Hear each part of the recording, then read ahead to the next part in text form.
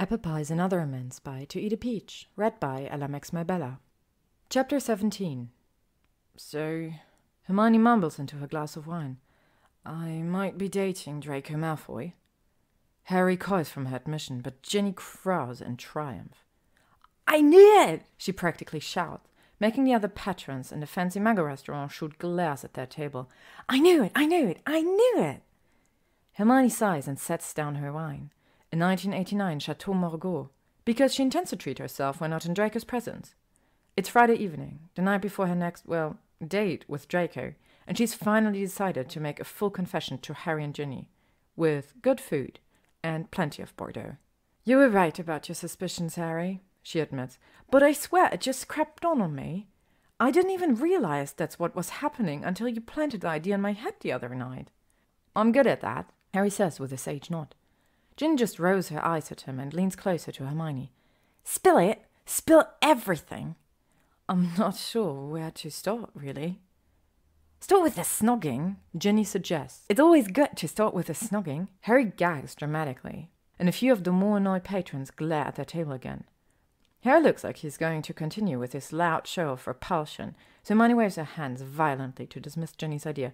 No, it's not like that. I don't think we're intentionally dating each other. More like de facto dating, I'd call it. I mean, we haven't even kissed yet. Well, except for when I kissed him on the cheek last week. But I only kissed him 2 weeks ago to fluster him, since he didn't ask my permission to connect our flu stations. He did what? Harry gasps. Oh, it was just a misunderstanding. You see, Draco noticed that I secretly hate to apparate. You hate to apparate? Ginny asks, surprised at the same time Harry nods in understanding. Harry undoubtedly remembers the day Hermione aced her apparition test, just like he remembers that day that nasty Death Eater Yaxley forced a side-along on her during the war and thus ruined apparition for her. I do hate it, almost as much as flying. So Draco was technically trying to do something thoughtful for me, albeit in an irritatingly intrusive way. Yeah, Harry says. But it was also somewhat sweet, Hermione argues. I think he just doesn't know how to dial back the extravagance. Like the wine he served at our first dinner. I mean, Merlin, a bottle of 1947 Cheval Blanc probably costs more than my flat. But that's just Malfoy, isn't it? Harry scoffs. I'll show, like those daft peacocks of his. Hermione scowls at this interruption. Draco doesn't even like the peacocks. Apparently they're horrible to Pleiades. What? Pleiades, Draco's owl, whom I adore, and who has been wonderful to me, especially considering how we made him carry letters back and forth between us at dinner last week, for almost 4 hours until he finally got fed up and, you and Malfoy owled each other. Over dinner. Hermione feels herself blushing. Well, the table in the lesser dining room is rather long and... The lesser dining room? Yes. Lesser than what? Than the great dining room. Obviously. Anyway, the table in the lesser dining room is about 9 meters long, and that means you can hardly hear each other from opposite ends of the... Wait, Malfoy owns a long enough table that's considered small at 9 meters long. Yes.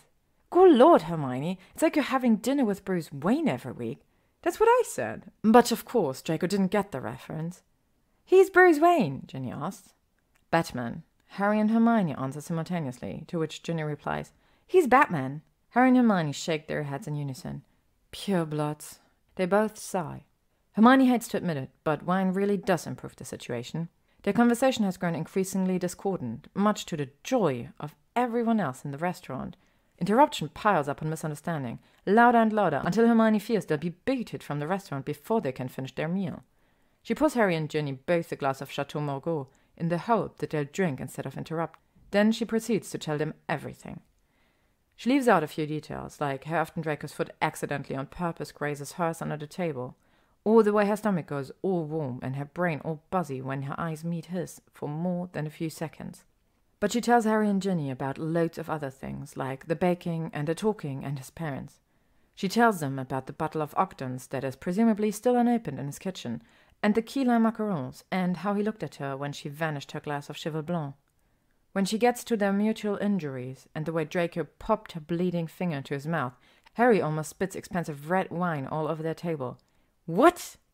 Hermione cringes at the memory. I know, it was definitely something. Yeah, Harry snorts, a sound he only makes when he is smidget drunk. And that something is unsanitary. But also symbolic, right?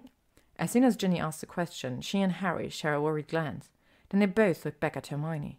Is he still, a giant pureblood elitist? Hermione finishes for Harry. I don't think so. Not if he did something like that with my finger.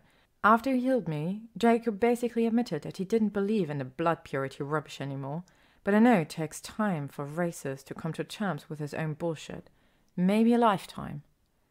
Did you have that long to wait? Harry asks harshly.